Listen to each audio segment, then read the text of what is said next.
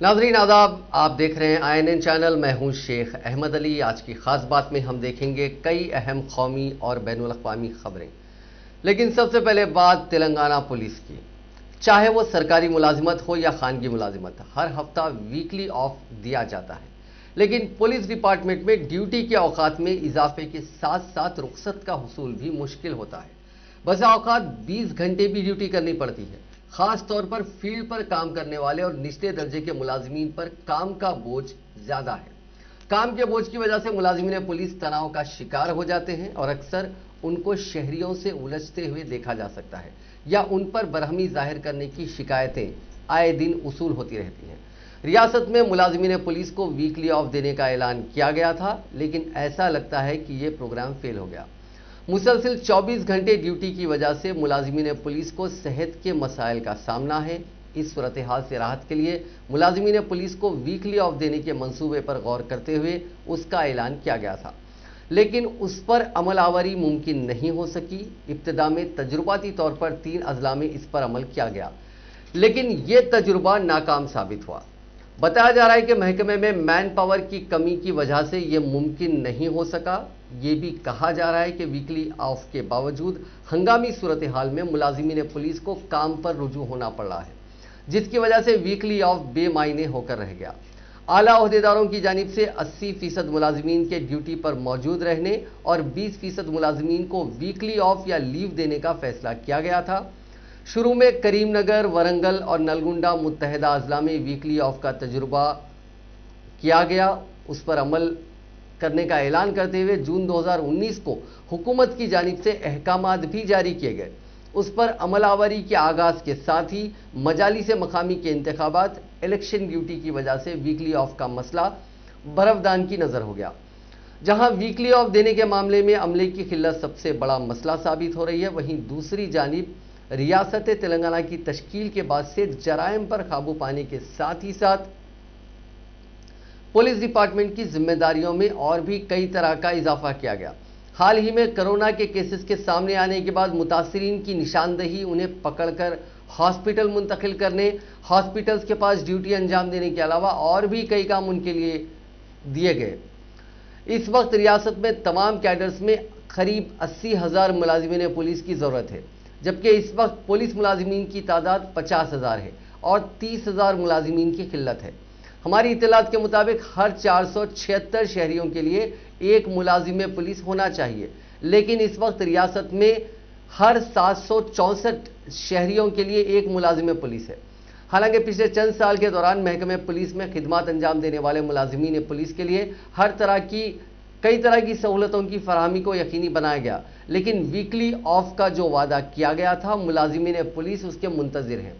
मुलाजिमीन police को weekly off देने से वो अपने घर वालों के साथ वक्त गुजार सकेंगे, उन्हें सेहत के मसाइल का सामना नहीं करना पड़ेगा और वो तनाव से महफूज रह सकते हैं।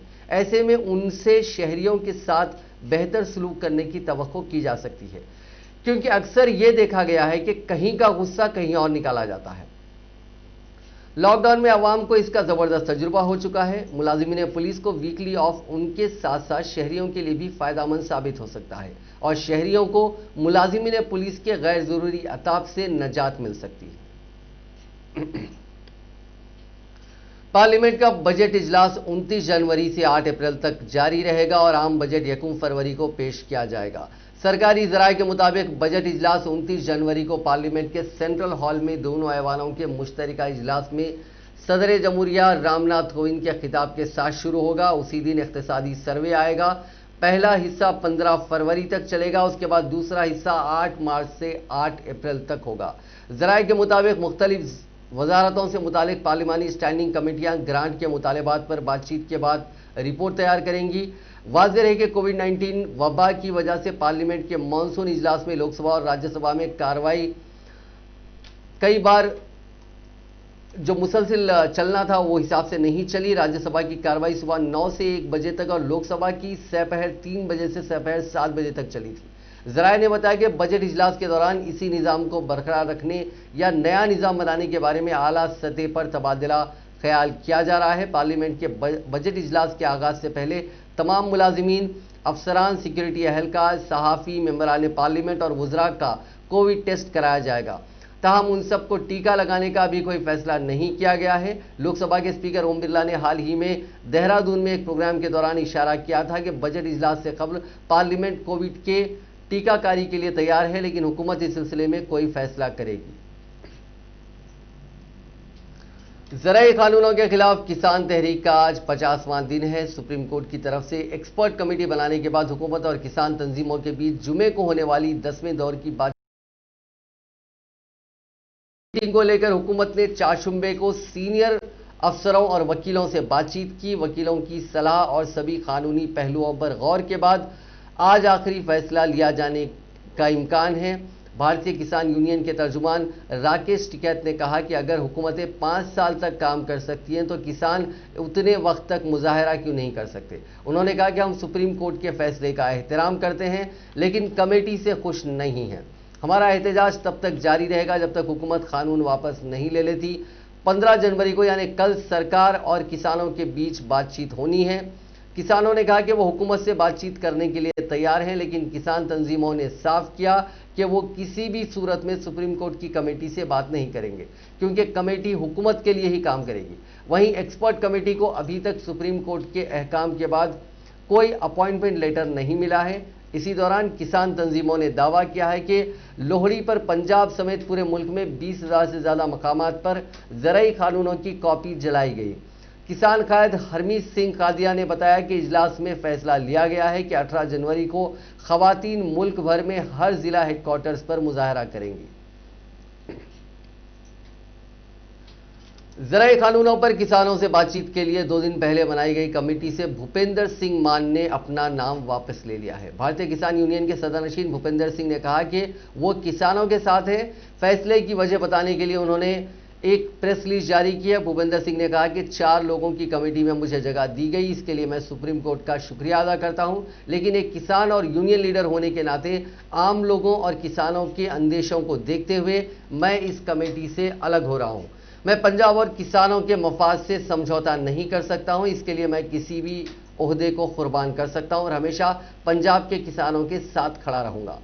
ज़राई कानूनों को चुनौती देने वाली अर्जियों पर फैसला सुनाते हुए सुप्रीम कोर्ट ने 12 जनवरी को 4 रुकनी कमेटी बनाई थी। इसमें भूपेंद्र सिंह मान के अलावा international policy expert doctor Pramod Kumar Joshi, agricultural economist Ashok Gulati और महाराष्ट्र के अनिल घनवट का नाम था। सुप्रीम कोर्ट ने ज़राई कानूनों के अमल पर रोक लगा रखी है और कमेटी को तजावीज़ पेश करने के लिए 2 महीने का वक्त दिया है। इस कमेटी की तश्कील के बाद जब भूपेंद्र सिंह से सवाल किया गया कि किसान कमेटी से बात नहीं करना चाहते हैं, इस पर उन्होंने कहा था कि सुप्रीम कोर्ट ने कमेटी बनाई है और इस पर किसान तंजीमों का सवाल उठाना गलत है। उन्होंने कहा था कि एक किसान होने के नाते वो गैर जानिबदार होकर अपनी बात हुकूमत के सामने रखेंगे। कांग्रेस के साबिक सदर राहुल गांधी ने संक्रांति त्योहार के मौके पर मदुराई में मुनक्किद किए गए जलीकट्टू तकरीब में शिरकत की। इस मौके पर राहुल गांधी ने कहा कि वो खास तौर पर उस शहर में आए हैं क्योंकि हिंदुस्तान के मुस्तकबिल के लिए तमिल की सकाफत, जबान, तारीख इंतहाई अहमियत की हामिल है और हर हिंदुस्तानी को इसका एहतराम करने की ज़रूरत है। राहुल गांधी ने कहा कि वो इसलिए यहाँ आए हैं ताकि उन लोगों को एक पैगाम दें जो ये ख्याल करते हैं कि वो तमिल जबान और सकाफत को हर तरीके से बाज रखने की कोशिश करते हैं। इस दौरान राहुल गांधी ने मोदी सरकार को निशाना बनाया। राहुल गांधी ने कहा कि हुकूमत किसानों को नजरअंदाज नहीं कर रही है बल्कि उनको बर्बाद करने की साजिश कर रही है। राहुल गांधी ने कहा कि मोदी सरकार को ज़राई कानून वापस लेना पड़ेगा। राहुल गांधी ने कहा कि किसान इस मुल्क की रीढ़ की हड्डी हैं। अगर कोई ये सोचता है कि आप किसानों को दबा सकते हैं और ये मुल्क तरक्की करता रहेगा तो ये बेवकूफ़ी की बात है। जब भी हिंदुस्तानी किसान कमज़ोर होते हैं तो हिंदुस्तान कमज़ोर होता है। राहुल गांधी ने इल्ज़ाम लगाया कि हुकूमत किसानों को बर्बाद करने की कोशिश कर रही है।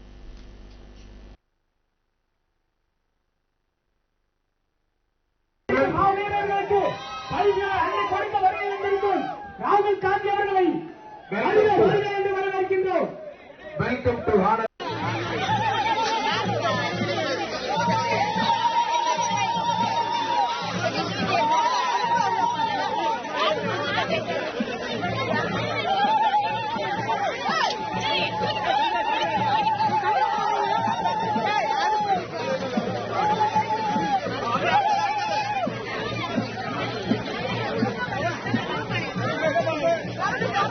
Come on.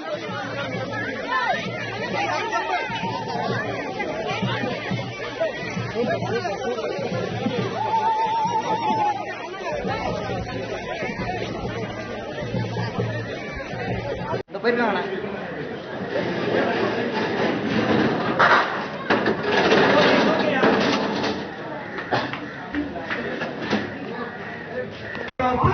மாவீரர்களுக்கு பல்வேறு அள்ளி கொடுத்த வருகை வந்திருக்கும் ராகுல் காந்தி அவர்களை வருக என்று வரவேற்கின்றோம். Welcome to honour.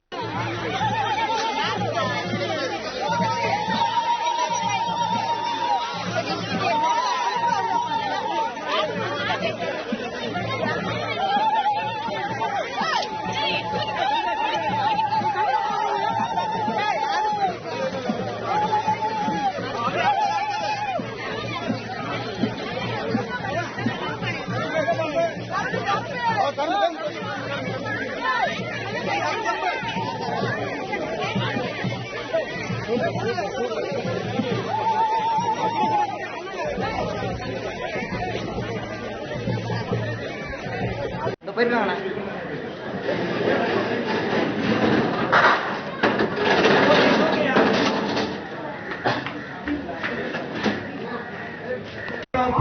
மாவீரர்களுக்கு பல்வேறு அள்ளி கொடுத்த வருகை வந்திருக்கும் ராகுல் காந்தி அவர்களை வருக என்று வரவேற்கின்றோம். I'd like to thank everybody for inviting me here today. It was quite a lovely experience to see Tamil culture and history in action. தமிழக மக்களுக்கு என்னுடைய வணக்கத்தை தெரிவித்துக் கொள்கிறேன். இந்த அற்புதமான விழாவை பார்க்கிற பொழுது எனக்கு மிகவும் மகிழ்ச்சியாக இருந்தது. விழாவிலே பங்கெடுத்துக் கொண்டவர்களை பார்க்கிற பொழுதோ மகிழ்ச்சியாக இருந்தது. I'm happy to see that Jallikattu is being organized in a systematic and safe way so that both the bulls and the youngsters are safe and everybody is taken care of. இந்த நிகழ்ச்சியை ஏற்பாடு செய்திருப்பவர்களை பார்க்கிற பொழுது எனக்கு மகிழ்ச்சியாக இருந்தது. ஜல்லிக்கட்டுவில் கலந்து கொண்டவர்களோ இந்த காளை மாடுகளோ இந்த ஏற்பாடுகளோ எனக்கு மகிழ்ச்சியை தருகிறது. And I have specifically come here because I think Tamil culture, Tamil language, Tamil history are essential for the future of India and need to be respected by everybody in India. நான் இந்த நிகழ்ச்சிக்காக மட்டுமே தனியாக இங்கு சிறப்பாக வந்திருக்கிறேன். இந்த நிகழ்ச்சியை காண வேண்டும் என்பதற்காகவே வந்திருக்கிறேன். தமிழினுடைய கலாச்சாரமோ தமிழினுடைய சிறப்போ இந்தியாவிற்கு மிகவும் இன்றியமையாதது. எனவே அதை கொண்டாடுவதற்காக அந்த மகிழ்ச்சிக்காக நான் வந்திருக்கிறேன். I have come here to give a message to those people who think that they can run roughshod over the Tamil people, who think they Hindustan में सोने की खानें ना के बराबर है। 2019 में 96% सोना बैरूनी मुल्कों से खरीदा गया। इसके इंपोर्ट पर हुकूमत को 12.5% इंपोर्ट ड्यूटी भी चुकानी होती है। फिर भी पिछले साल 2295 अरब का सोना बैरूनी मुल्कों से खरीदा गया। हमारे यहाँ सोना खरीदना रईसी की निशानी है। इसके बावजूद 2020 में इसकी मांग में 300 अरब रुपए की गिरावट आई है और सिर्फ 1992 अरब रुपए का ही सोना इंपोर्ट हुआ। वर्ल्ड गोल्ड काउंसिल की रिपोर्ट के मुताबिक ज्वेलरी की खरीदारी में 2020 की पहली तिमाही में 41%, दूसरी में 48% और तीसरी में 48% की गिरावट आई। 2009 के बाद 10 सालों में ऐसा पहली बार हुआ है जब इतना कम सोना खरीदा गया। फिर भी अगस्त 2020 में 1 तोला सोना यानी 10 ग्राम सोने का भाव पहली बार 56,000 के पार चला गया। चौथी तिमाही की रिपोर्ट अभी नहीं आई है, लेकिन लॉकडाउन खुलने के बाद धनतेरस और दिवाली पर करीब 30 टन सोना बिका था, जो 2019 के 40 टन से 25% ही कम है। यानी सोने की खरीदारी में फिर से तेजी आ रही है। इधर सोना 56,000 से कम होकर 50,000 के आसपास आ गया है। सोना 4 तरह से बिकता है, ज्वेलरी पहला, दूसरा गोल्ड बार यानी सिक्के, बिस्किट और गोल्ड बॉन्ड, और मल्टी कमोडिटी एक्सचेंज यानी एमसीएक्स। आम दिनों में ज्वेलरी जायद खरीदी जाती है, लेकिन 2020 में एमसीएक्स और गोल्ड बार में 50% से ज्यादा उछाल दर्ज किया गया। लोगों ने सोने के सिक्के, बिस्किट और छड़ी में या फिर एमसीएक्स में पैसे इन्वेस्ट किए थे। एमसीएक्स से खरीदा गया इलेक्ट्रॉनिक एक्सचेंज सोना शेयर मार्केट की तरह बैंक खाते में दिखता है। इसे होम डिलीवरी भी कराई जा सकती है, लेकिन आम तौर पे लोग ऐसा नहीं करते क्योंकि वो जल्दी जल्दी खरीदते और बेचते हैं। गोल्ड बॉन्ड लेने पर हुकूमत 1 साल में 2% रिटर्न की गारंटी देती है। साल 2000 में 1 तोला सोना 4,400 रुपए में था, 2010 में 18,500 और 2020 में 50,000 पार कर गया। कोरोना वबा के दौरान में जब दुनिया की मईशत बंद थी, तब लोग अपने पैसे को महफूज करने के लिए सोना खरीदना चाहते थे। दुनिया में सबसे ज्यादा सोना अमेरिका के पास है। दूसरा सबसे जायद सोना रखने वाले मुल्क में जर्मनी का नाम है। इसके पास अमेरिका के सोने के भंडार का आधा भी नहीं है। दुनिया का सबसे बड़ा सोने का बाजार शिकागो मर्केंटाइल एक्सचेंज यानी कॉमेक्स भी अमेरिका में है। इसीलिए अमेरिका दुनिया भर के सोने के भाव मुतासिर करता है। जब अमेरिकी सियासत या मईशत में उथल पुथल मचती है तो पूरी दुनिया में सोने की कीमत बढ़नी शुरू हो जाती है। 2020 में अमेरिकी इंतखाबात में सदर डोनाल्ड ट्रंप और जो बाइडेन के बीच कड़ी टक्कर में बाजार अनस्टेबल होता चला गया, तब सोने के भाव बढ़ते चले गए। साल 2021 में दुनिया का सबसे ताकतवर पासपोर्ट जापान का है। साल 2021 के लिए दुनिया के सबसे ताकतवर पासपोर्ट्स की रैंकिंग जारी की गई है। हेनली एंड पार्टनर्स की पासपोर्ट इंडेक्स ग्लोबल रैंकिंग के मुताबिक इस साल जापान का पासपोर्ट दुनिया का सबसे पावरफुल पासपोर्ट है। जापान के पास दूसरा सबसे ताकतवर पासपोर्ट सिंगापुर का है। अमेरिका का इस रैंकिंग में 7वां मकाम है। वहीं हिंदुस्तान 85वें मकाम पर है। पड़ोसी मुल्क पाकिस्तान की बात करें तो वहां का पासपोर्ट रैंकिंग में नीचे से 4थे मकाम पर है। बैरून मुल्क जाने के लिए पासपोर्ट सबसे जरूरी डॉक्यूमेंट होता है। किसी मुल्क का पासपोर्ट कितना ताकतवर है ये इस बात पर मुनहसिर करता है कि वो पासपोर्ट होल्डर बिना वीजा लिए कितने मुल्कों का सफर कर सकता है। इस मामले में जापान अव्वल है। जापान के पासपोर्ट का 191 मुल्क 191 कंट्रीज में वीजा फ्री एक्सेस है। अमेरिका के पासपोर्ट को 185 कंट्रीज में वीजा फ्री एक्सेस है। इस मामले में पड़ोसी मुल्क चीन काफी पीछे है। उसके पासपोर्ट का रैंकिंग में 78वां मकाम है। ताकतवर पासपोर्ट की इस रैंकिंग में तीसरे मकाम पर साउथ कोरिया और जर्मनी है। इन दोनों मुल्कों के पासपोर्ट को 189 कंट्रीज में वीजा फ्री एक्सेस है। चौथे मुकाम पर है इटली, फिनलैंड, स्पेन और लग्जमबर्ग। इनको 188 मुल्कों में कंट्रीज में वीजा फ्री एक्सेस है। रैंकिंग में 5वें मकाम पर डेनमार्क और ऑस्ट्रिया है। यहां के पासपोर्ट को 187 कंट्रीज में वीजा फ्री एक्सेस है। रैंकिंग में इंडिया 85th प्लेस पे है। इंडिया के पासपोर्ट पर 58 कंट्रीज में वीजा फ्री एक्सेस है। पड़ोसी मुल्कों की बात करें तो चीन के पासपोर्ट का 75 कंट्रीज में वीजा फ्री एक्सेस है और पाकिस्तान का पासपोर्ट जो 107th प्लेस पर है उसका 32 कंट्रीज में वीजा फ्री एक्सेस है। व्हाट्सएप की नई प्राइवेसी पॉलिसी का दांव उल्टा पड़ गया है। सफाई दिए जाने के बावजूद यूजर्स तेजी से दूसरे प्लेटफॉर्म्स पर शिफ्ट हो रहे हैं। इसकी तस्दीक 2 आंकड़ों से होती है। 6 जनवरी को नई पॉलिसी का ऐलान करने के बाद हिंदुस्तान में 40 लाख से जायद मोबाइल्स पर सिग्नल और टेलीग्राम ऐप्स डाउनलोड हो चुके हैं। इनमें 24 लाख मोबाइल्स पर सिग्नल और टेलीग्राम 16 लाख मोबाइल्स पर डाउनलोड किए जा चुके हैं। टेलीग्राम ने भी चाशुम्बे को ऐलान किया कि उसने दुनिया भर में 50 करोड़ डाउनलोड का आंकड़ा पार कर लिया है।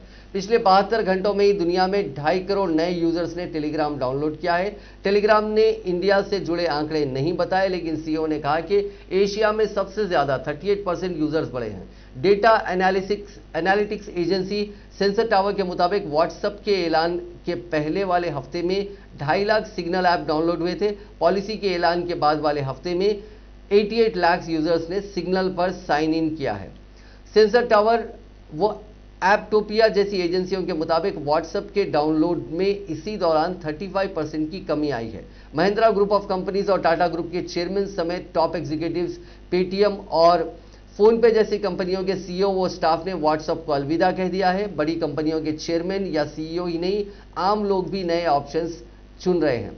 Internet governance expert Harish Chaudhary कहते हैं कि तमाम छोटे गांवों से खबर मिल रही है कि स्मार्टफोन यूजर्स टेलीग्राम पर शिफ्ट हो रहे हैं। व्हाट्सएप पर 2 किताबें लिख चुके साइबर लॉ एक्सपर्ट पवन दुग्गल कहते हैं कि व्हाट्सएप में हड़कंप है, इसे अंदरूनी तौर पर क्राइसिस कहा जा रहा है।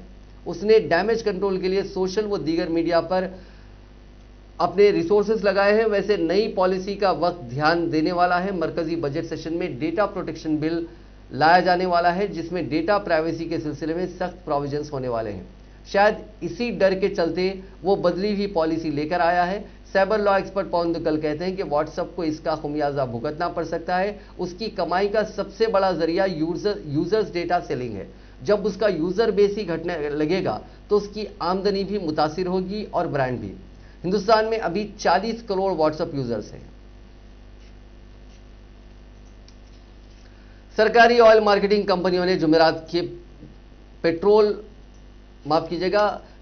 के रोज पेट्रोल और डीजल की कीमतों में मुसलसिल दूसरे दिन भी इजाफा किया। मुल्क के 4 बड़े शहरों में आज डीजल 24 से 26 पैसे और पेट्रोल 22 से 25 पैसे फी लीटर महंगा हुआ। चारशंबे को 5 दिन तक मुस्तहकम रहने के बाद दोनों फ्यूल्स की कीमत में इजाफा हुआ था। हैदराबाद में आज फी लीटर पेट्रोल की कीमत 26 पैसों के इजाफे के साथ 88 रुपये 11 पैसे तक पहुंच गई है। इसी तरह डीजल की कीमत में 27 पैसों के इजाफे के साथ उसकी कीमत 81 रुपये 72 पैसे फी लीटर हो गई है। आइंदा अप्रैल में 5 रियासतों में होने वाले असेंबली इंतखाबात चंद हफ्ते आगे बढ़ सकते हैं। इलेक्शन कमीशन के जराये के मुताबिक बोर्ड इम्तिहानात की तारीखों के मद्देनजर किसी किस्म के तजादात से बचने और अप्रैल तक इस अमल को मुकम्मल करने के लिए कमीशन असेंबली इंतखाबात को चंद हफ्ते आगे बढ़ाने पर गौर खौस कर सकता है। जराये ने इशारा दिया है कि आइंदा असेंबली इंतखाबात की तारीखों का ऐलान फरवरी के वसत तक किया जा सकता है। इस साल अप्रैल मई में मगरबी बंगाल, तमिलनाडु, आसाम, केरला और पुडुचेरी में असेंबली इंतखाबात होने वाले हैं। इन रियासतों में आज़ादाना और मुंसिफाना इंतखाबात को यकीनी बनाने के लिए सेंट्रल फोर्सेस की मौजूदगी सबसे ज्यादा होगी। अब बात करते हैं कोरोना वायरस की। दुनिया में कोरोना मरीजों का आंकड़ा 9 करोड़ 28 लाख से ज्यादा हो गया। 6 करोड़ 64 लाख से ज्यादा लोग ठीक हो चुके हैं। अब तक 19 लाख 89 हजार से ज्यादा लोग जान गंवा चुके हैं। वहीं अमेरिकी हॉस्पिटल्स इस वक्त बेहद दबाव में हैं। इसकी वजह बढ़ते मामले और नए मरीजों का अस्पताल में भर्ती होना है। कैलिफोर्निया जैसे कुछ रियासतें तो ऐसी हैं जहां मेकशिफ्ट हॉस्पिटल्स भी कम पड़ने लगे हैं। सिर्फ 13 दिन में 30 लाख नए मरीजों की पहचान हुई है। इसी बीच ब्राजील ने चीन की वैक्सीन को लेकर बड़ा दावा किया है। उसके साइंटिस्ट का कहना है कि सिनोवैक बायोटेक की जानिब से तैयार कोरोनावेक वैक्सीन कोरोना के खिलाफ सिर्फ 50.4% ही असरदार है। अगर साइंटिस्ट का यह दावा सही है तो यह टीका दुनिया में तैयार दूसरे टीकों में सबसे कम असरदार है। पिछले हफ्ते ही इस टीके के तीसरे मरहले के ट्रायल का डेटा आया था, तब उसे 75% असरदार बताया गया था। हिंदुस्तान में कोरोना वायरस की धीमी पड़ती रफ्तार के दरमियान इस वबा से सेहतियाब होने वालों की तादाद में मुसलसिल इजाफे से एक्टिव केसेस की शरह 2.03% रह गई है। वहीं कोरोना से होने वाली अमवात की यौमिया तादाद एक बार फिर 200 से नीचे आ गई है। वजारत सेहत की जानिब से जुमेरात को जारी आदाद शुमार के मुताबिक गुज़िश्ता 24 घंटों के दौरान कोरोना के 16,946 नए केसेस सामने आए हैं, जिससे मुतासरा अफराद की मजमूई तादाद 1,05,12,000 से ज़्यादा हो गई। इसी दौरान 17,652 मरीजों के सेहतियाब होने से सेहतियाब होने वालों की तादाद 1,46,763 हो गई है। शिफायाबी की शरह यानी रिकवरी रेट बढ़कर 96.52% हो गया है। एक्टिव केसेस 904 कम होकर 2,13,000 रह गए हैं। इसी दौरान 198 मरीजों की मौत होने से मरने वालों की तादाद 1,51,727 हो गई है। शरह अमवात यानी फैटेलिटी रेट अभी 1.44% है। तेलंगाना में कोविड-19 के 276 नए मामला दर्ज किए गए हैं, जिसके बाद रियासत में मामलात की तादाद बढ़कर 2,90,916 हो गई है। रियासत में बहसीत मजमूई अमवात की तादाद बढ़कर 1,572 हो गई है, क्योंकि गुज़िश्ता 24 घंटों के दौरान मजीद एक मौत हुई। महकमे सेहत की जानिब से जारी करदा बुलेटिन में कहा गया है कि रियासत में 238 अफराद रूबे सेहत हुए हैं, जिसके बाद रियासत में अब तक इस मर्ज से रूबे सेहत होने वालों की तादाद बढ़कर 2,84,849 हो गई है। रियासत में एक्टिव केसेस की तादाद 4,495 है, जिनमें 2,487 मरीज घरों पर या फिर अस्पतालों में अलग थलग रखे गए हैं, जहां उनका इलाज किया जा रहा है। गुज़िश्ता 24 घंटों के दौरान कोविड-19 के 28,894 टेस्ट किए गए हैं, ताहम 588 नमूनों की रिपोर्ट्स का इंतजार है। बहसीत मजमूई 73,79,000 नमूनों की जांच रियासत में इस मर्ज के फैलने के बाद से की गई है। जीएचएमसी के हुदूद में 53 नए मामला दर्ज किए गए हैं। बकिया मामला रियासत के दीगर अजला में दर्ज किए गए हैं। वर्ल्ड हेल्थ ऑर्गेनाइजेशन के 10 लोगों की टीम आज चीन पहुंच गई है। ये टीम वुहान में वहां जांच करेगी जहां से कोरोना वायरस पैदा हुआ था। इसी बीच कोरोना मरीजों को लेकर चीन की हेराफेरी सामने आने लगी है। चीन के नेशनल हेल्थ कमीशन ने कहा है कि 12 जनवरी को कई महीनों बाद वहां इन्फेक्शन के 100 से ज्यादा नए मामले सामने आए। इन 115 मामलों में 107 मकामी लेवल पर इन्फेक्शन के हैं, बाकी बाहर से आए लोगों से जुड़े हैं। कमीशन ने कहा कि 90 मामले हुबाई सूबे, 16 मामले हेलोंग जियांग रियासत और एक शांगसी सूबे में सामने आया है। अगस्त के बाद से चीन में एक दिन में 100 से ज्यादा मामले नहीं दिखे थे। चीन पर पिछले साल से कोरोना फैलाने का इल्जाम लग रहा है। अमेरिका ने तो यह भी दावा किया था कि वायरस उसकी लैब में तैयार हुआ है, जिससे पूरी दुनिया बहरान का सामना कर रही है। 16 जनवरी यानी हफ्ते से हिंदुस्तान में कोरोना वैक्सीनेशन शुरू हो जाएगा। वज़ीर-ए-आज़म नरेंद्र मोदी वैक्सीनेशन प्रोग्राम की शुरुआत करेंगे। साथ ही वैक्सीन लगवाने वाले कुछ लोगों से वीडियो कॉन्फ्रेंसिंग के जरिए बात भी कर सकते हैं। एक न्यूज एजेंसी ने जराये के हवाले से बताया कि पहले दिन 2,934 जगहों पर करीब 3 लाख हेल्थ केयर वर्कर्स को टीके दिए जाएंगे। वजारत सेहत ने रियासतों को सलाह दी है कि हर वैक्सीनेशन सेशन में टीका लगवाने वालों की तादाद 100 से ज्यादा नहीं हो। 10% वैक्सीन रिजर्व रखे जाएं, क्योंकि इतने डोज वेस्टेज में जा सकते हैं। साथ ही कहा गया है कि जैसे जैसे वैक्सीनेशन आगे बढ़े वैसे वैसे सेंटर्स की तादाद बढ़ाई जाए। मुल्क में 2 वैक्सीन ऑक्सफोर्ड एस्ट्राजेनिका की कोविशील्ड और भारत बायोटेक की कोवैक्सीन को इमरजेंसी इस्तेमाल के लिए मंजूरी मिली है। हुकूमत ने मंगल के रोज इशारा दिया कि वैक्सीनेशन में शामिल लोगों को अभी अपनी मर्जी की वैक्सीन लगवाने का ऑप्शन नहीं मिलेगा। पहले फेज में 1 करोड़ हेल्थ वर्कर्स और 2 करोड़ फ्रंटलाइन वर्कर्स को टीका फ्री में लगाया जाएगा। इनके बाद 50 साल से ज्यादा उम्र के लोगों और संगीन बीमारियों से जूझ रहे 50 साल से कम उम्र के लोगों को वैक्सीन लगाई जाएगी। इस तरह करीब 27 करोड़ लोगों को टीका लगाया जाएगा। हुकूमत ने कोविशील्ड के 1 करोड़ 10 लाख और कोवैक्सीन के 55 लाख डोज खरीदे हैं। इन्हें जरूरत के मुताबिक रियासतों और यूनियन टेरिटरीज में भेज दिया गया है। बताया जा रहा है कि कोविशील्ड मुल्क के 60 पॉइंट्स पर पहुंचाया गया है, जहां से वो छोटे छोटे सेंटर्स पर भेजे जाएंगे। कोवैक्सीन की पहली खेप 12 रियासतों में भेजी गई है।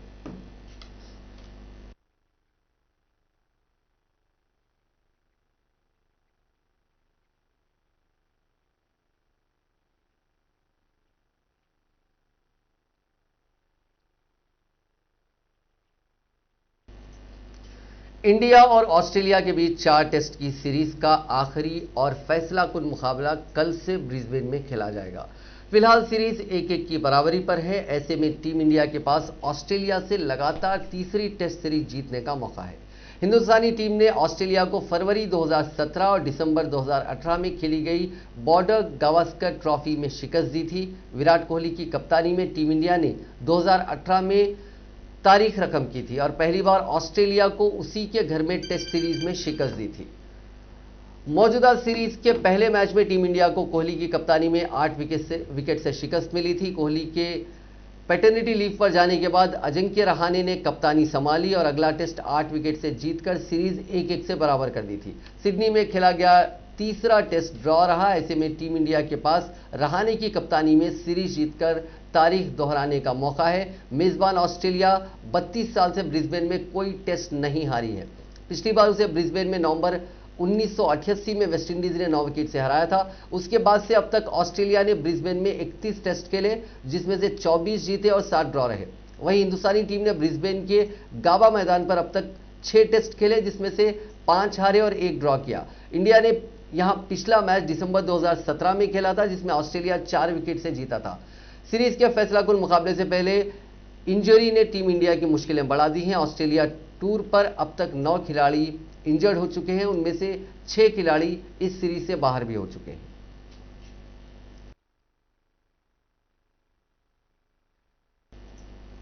नाजरीन, आज की खास बात में बस इतना ही। आपसे कल मुलाकात होगी नई खबरों के साथ, नए एनालिसिस के साथ। फिलहाल दीजिए इजाजत। खुदा हाफिज।